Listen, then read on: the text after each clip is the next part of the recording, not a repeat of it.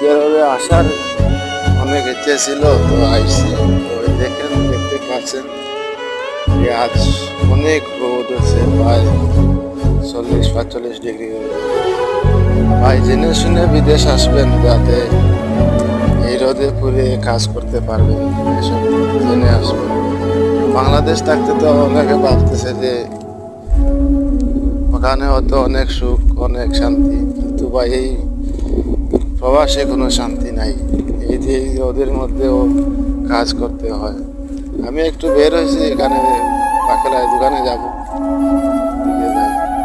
আসলে এই দেশে না অনেক রোদ, এই 2 মাস গড়তে বের হওয়া যায় না, এতটা তাপমাত্রা এই রোদের। দেখতে পাচ্ছেন এই যে মরুভূমি সাইড, আর এই রোদের কারণে